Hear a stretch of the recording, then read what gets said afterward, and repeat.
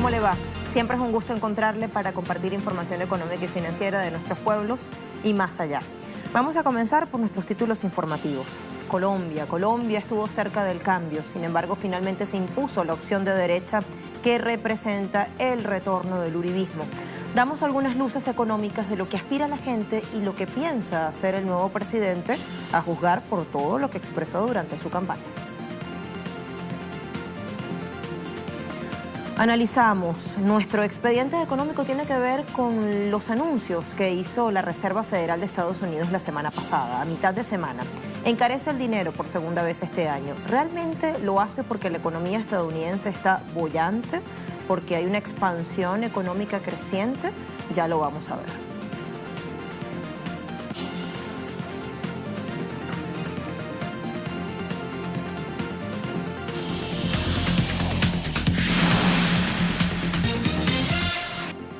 Este domingo 17 de junio, Colombia decidió su futuro en urnas, como estaba previsto. Los electores se decantaron por el uribista Iván Duque, del Partido Centro Democrático. Queremos hacer desde nuestro impacto una radiografía a la economía. ¿Cómo está? ¿Acaso goza de buena salud? ¿Qué recibe el sucesor de Juan Manuel Santos? ¿Cuáles sus desafíos más inmediatos? Según información del CELAT, entre 2012 y 2017, la deuda externa pública sobre el Producto Interno Bruto prácticamente se duplicó, pasando de 12,5% a 23,2%. La deuda externa privada aumentó de 8,8% a 16,6%.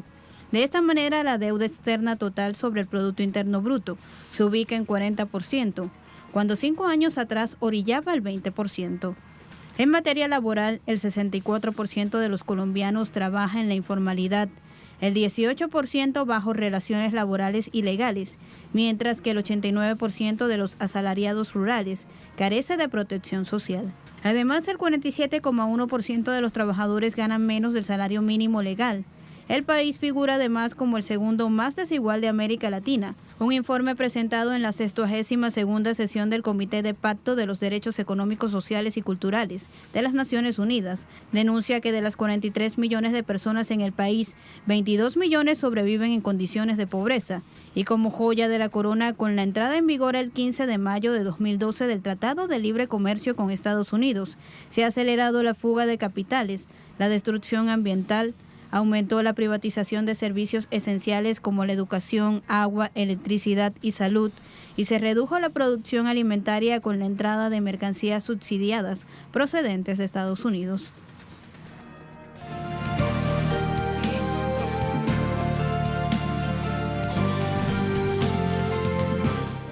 Es muy importante que el nuevo gobierno establezca más relaciones internacionales con otros países, porque estamos en un momento muy importante de nuestra historia. Estamos en un proceso de paz. Tenemos muchas necesidades, educación y salud para hacer crecer la economía. Este campo, las relaciones internacionales son muy importantes para mejorar nuestras condiciones.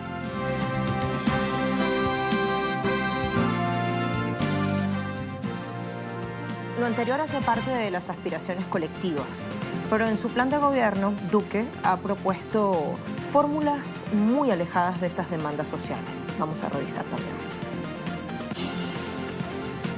Centra su plan de gobierno en una reforma fiscal basada en la simplificación tributaria, en la reducción de impuestos para que la tasa impositiva del sector privado quede entre 27% o 28% a niveles de la OCDE. Todo para favorecer a los poderosos, a los empresarios. Esa visión nuestra de emprendimiento contrasta con la visión de las expropiaciones, del odio de clases, de la incertidumbre jurídica, porque se gobierna según el estado de ánimo del gobernante, algo que ya sabemos los daños que produjo en otros países de la región. De manera que los inversionistas pueden tener absoluta claridad que mi objetivo es que vengan al país y que su inversión se traduzca en una mejora de las condiciones de vida de los colombianos. Pero no dice lo que hay detrás de esto. El uribista ha preferido no hablar de quiénes serán los beneficiados con su propuesta, y es que él sabe con certeza que más del 99% de la población colombiana no cabe en ella. Al seguir las líneas de Álvaro Uribe, todo indica que no cambiará nada de las exenciones tributarias que entre 2014 y 2016 regalaron a las multinacionales, grandes empresas locales y personas naturales de altísimo poder adquisitivo, un total de 180 billones de pesos colombianos, algo más de 62.000 millones de dólares, un 8% del Producto Interno Bruto en términos anuales. En vez de hacer cambios significativos en este tema para paliar el déficit fiscal, él prefiere optar por la austeridad. El discurso de Duque apela al equilibrio fiscal únicamente por la vía del recorte de los derechos sociales, sin corregir este enorme derroche de recursos a favor de unos pocos. Bueno, advierten una semana movida en el mercado de divisas en Argentina, dejando ya de lado el asunto colombiano. Los mercados siguen alborotados presionando para que se dé una mayor corrida cambiaria. Las modificaciones en el Banco Central de la República, también los cambios ministeriales y el préstamo que ha solicitado el gobierno de Macri al supuesto nuevo Fondo Monetario Internacional, del cual tanto alardean desde las filas gubernamentales, pareciera que todo esto sigue siendo insuficiente para la recuperación de la calma. Según los expertos, las limitaciones que estaría imponiendo al fondo frente al tipo de cambio flotante que busca o que pretende el Banco Central aumenta la tensión en los mercados y dispara los precios porque no hay oferta. Otros factores que centran la mirada de los analistas tiene que ver con el vencimiento de las LEBAC. Mañana por 530.000 millones de pesos, la decisión formal del primer desembolso del Fondo Monetario Internacional el día miércoles, y sí, la definición de Argentina finalmente es de país emergente. Esto también lo decide el Fondo Monetario. Ya en otros asuntos, la erupción del volcán de fuego el pasado 3 de junio en Guatemala causó la muerte de decenas de personas, como se sabe, y dejó a casi 200 desaparecidas. También dejó sensibles daños agrícolas. Organizaciones no gubernamentales se han unido a las labores de reconstrucción de Guatemala. Entre el grupo, un equipo mexicano de rescate civil conformado por bomberos llegó a la ciudad de Escuintla para ayudar a la reconstrucción de casas, mientras que un grupo guatemalteco, LOF, presta atención veterinaria. Estimaciones del gobierno local cifran que el trabajo de reconstrucción sobrepasará los 62 millones de dólares. No obstante, hay mucho por hacer en cuanto al sector agroalimentario. Una evaluación preliminar emitida por el Ministerio de Agricultura, Ganadería y Alimentación recientemente dan cuenta que el departamento de Chimaltenango se dañaron 2.808 hectáreas de cultivos de maíz, frijol, zanahoria, chile, pimiento, aguacate, brócoli y tomate, afectando a 13.504 familias agrícolas. Y en Escuintla, las autoridades reportaron daños mayores donde las cenizas afectaron 5.910 hectáreas en cultivos de maíz, banano, frijol y café, con un total de 9.090 familias afectadas, que le piden al gobierno de Jimmy Morales destine recursos del Estado para la reconstrucción de todo lo que fue devastado por el volcán.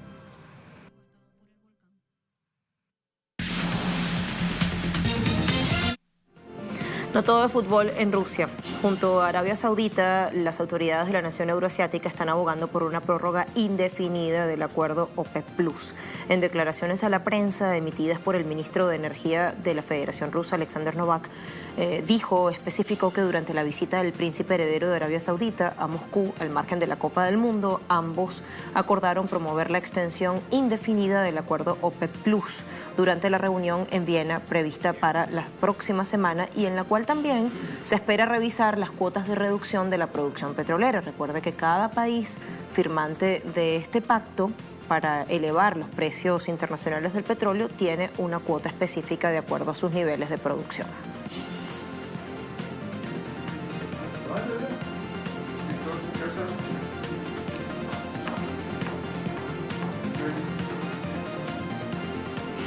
Miremos cómo están los precios entonces, muy pero muy marcados o signados por estas expectativas de la prórroga del acuerdo OPEC+, como suele suceder, y también por todo lo que ha generado eso que ya empiezan a llamar como guerra comercial promovida por el presidente de Estados Unidos, Donald Trump. El Brent, después de perder 3,64%, está operando en $73,19 por barril. El Texas intermedio en 64,63 después de una pérdida de 3,42%.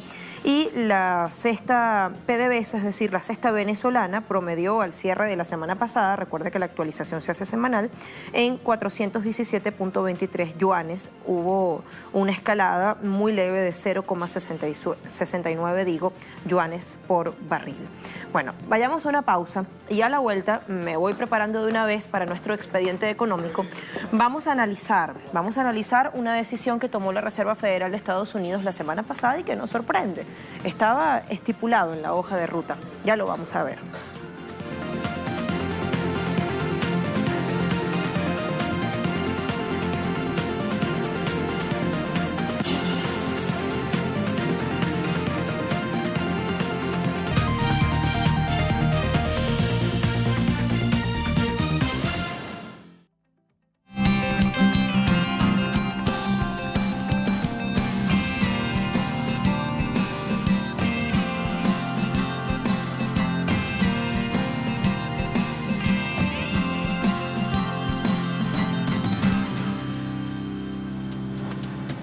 Acá lo contábamos, a mediados de semana pasada, la Reserva Federal de Estados Unidos, Fed, decidió encarecer por segunda vez este año el precio del dinero.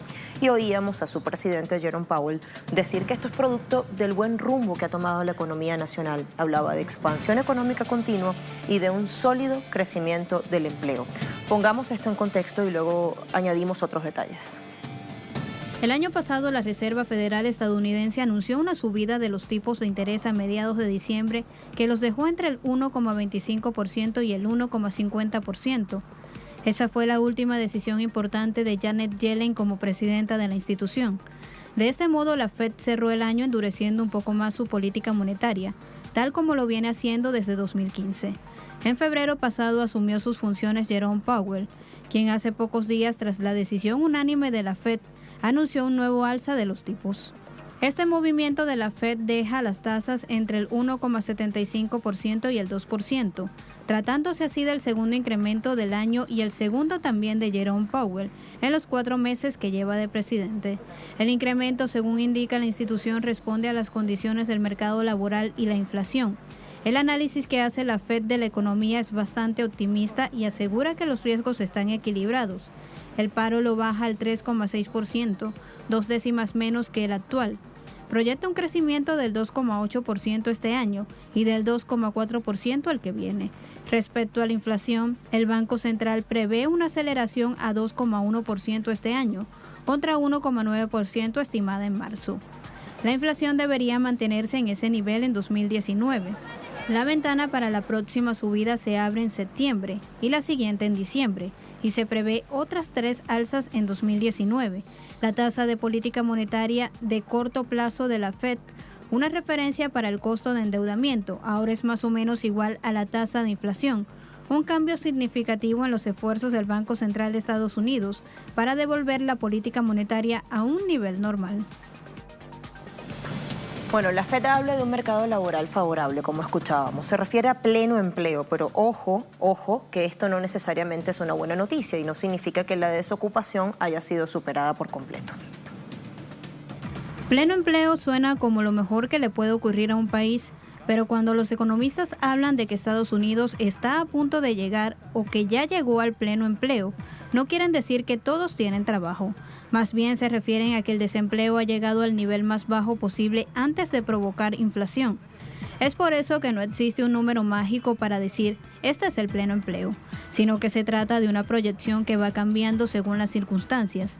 En mayo el desempleo en Estados Unidos llegó a 3,8%, su nivel más bajo en 18 años. Cuando la economía está funcionando a toda máquina y hay más trabajo, se supone que suben los salarios, la gente tiene más dinero en el bolsillo, compra más productos, aumentan los precios de las cosas y los bancos centrales suben las tasas de interés para evitar que se dispare la inflación. Eso explicaría por qué todos los meses Wall Street espera con ansias el dato del empleo, considerado como uno de los termómetros que usan los inversionistas para lanzar apuestas sobre qué va a pasar con las tasas de interés y decidir dónde les conviene invertir.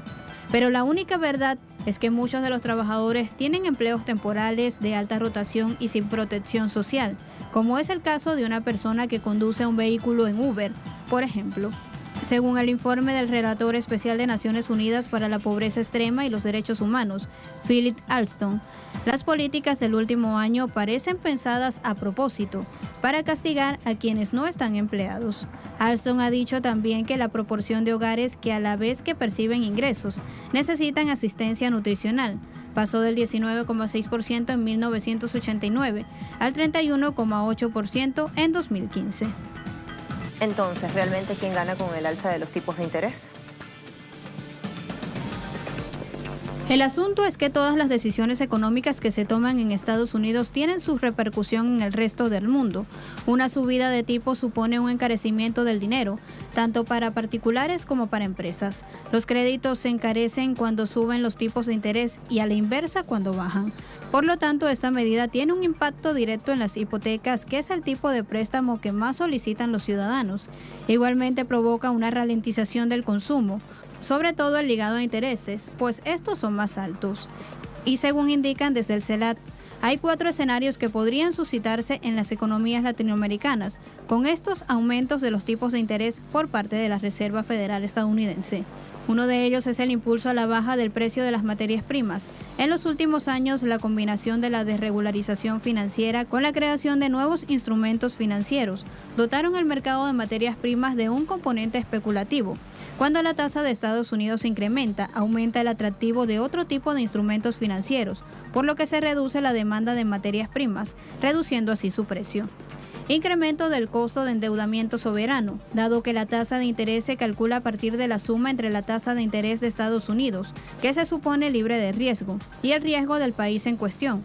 Una suba de la tasa estadounidense impacta al alza en las tasas locales. Al ser más rentable la inversión libre de riesgo, los inversores esperan una rentabilidad más alta de las operaciones más riesgosas. Subas en las tasas de interés locales. En el mercado doméstico se cotizan títulos de los cuales los inversores podrían desprenderse, atraídos por la mayor remuneración en otros mercados. Impacto al alza en el tipo de cambio. Al encarecer el costo del endeudamiento, reducir el precio de los bienes exportables y potenciar la salida de capitales, la suba de la tasa de interés puede implicar una sangría de divisas que impacte al alza el tipo de cambio. Por lo tanto, los movimientos de la Fed tienen un impacto directo sobre las cuentas externas. Como consecuencia, también se ve afectada la actividad económica, ya que se encarece el crédito al sector privado, externo y local, y los movimientos al alza en el tipo de cambio pueden impactar en la demanda agregada. Ante este escenario, sin duda, los grandes favorecidos son los inversionistas, ya que los rendimientos de instrumentos como los bonos de Estados Unidos o fondos de inversión están ligados a las tasas, y si esta tasa es más alta, el premio que darán será mayor. También los bancos podrán cobrar más por los préstamos que hacen, como los hipotecarios o automotrices. ¿Y quién puede perder? El presupuesto de Estados Unidos, debido a que el gobierno deberá pagar mayores intereses por la deuda que emita. También los países emergentes, ya que una tasa más alta hace más atractiva la deuda del país por más rendimientos, lo que puede derivar en una salida de capitales. También las automotrices, una de las industrias más fuertes del país, ya que créditos más altos pueden hacer que la demanda baje. ¿Hará falta explicar más? Creemos desde este equipo que queda claro quiénes ganan y quiénes pierden con esta medida de la Reserva Federal de Estados Unidos. Y ahora me regreso a este lado del estudio. A la vuelta vamos a ver por qué India no se intimida, le devuelve el golpe a Estados Unidos y aplica la ley ojo por ojo, diente por diente. Ya les cuento más.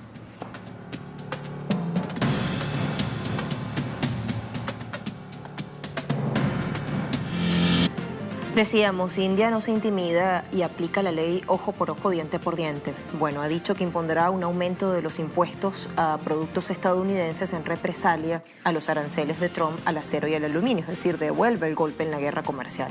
El anuncio se filtró en medios locales. Podría tratarse de una lista de al menos 30 productos que sufrirían nuevos precios para la importación, mínimo 50% más.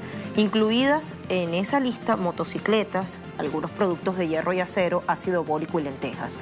A principios de mayo, el gobierno de Nueva Delhi ya había propuesto aumentar los aranceles hasta en 100% en 20 productos como almendras, manzanas, garbanzos, nueces y motocicletas de cierto tipo importadas desde Estados Unidos. Pero más tarde decidió revisar la propuesta y había quedado eso allí en stand-by. Según los cálculos, los aranceles de Trump le costarían a India 241 millones de dólares.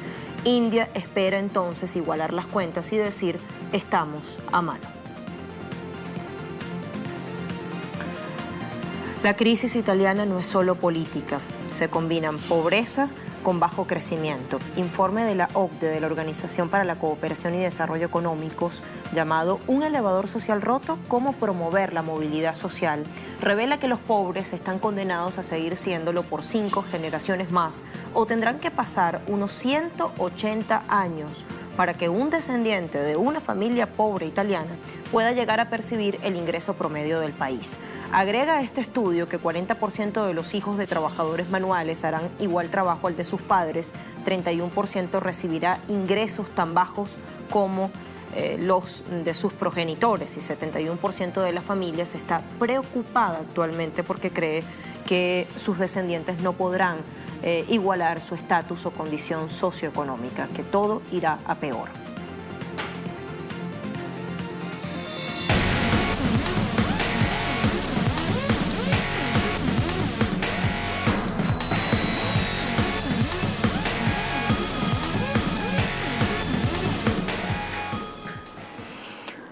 Bueno, así ponemos punto final a nuestro impacto económico. Información mundialista de ñapa.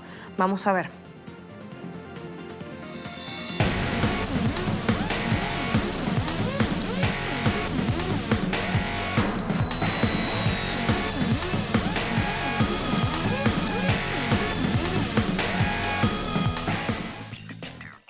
A pesar del buen comienzo del Mundial de Rusia 2018, los grandes sectores del capital financiero y especulativo continúan la campaña de descrédito contra Rusia y con ello incrementar sus ganancias. En entrevistas para medios internacionales, un experto en seguros deportivos dijo que el evento estaría asegurado por más de 10.000 millones de dólares, una cifra que según estimaciones la hace 10% más alta que la del Mundial de Brasil 2014 u otras copas anteriores.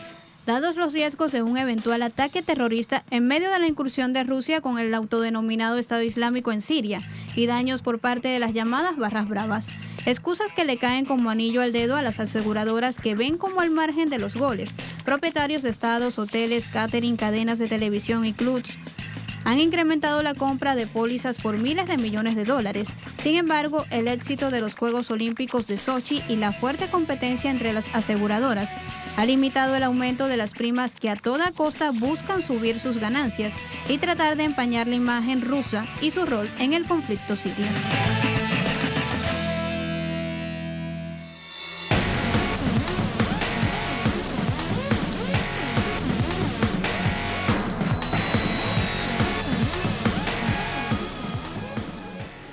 Ahora sí, llegamos al final de nuestro impacto económico. Tiempo de pasarle el balón a otros de nuestros compañeros. Sigue en sintonía de Telesur. Les veo pronto.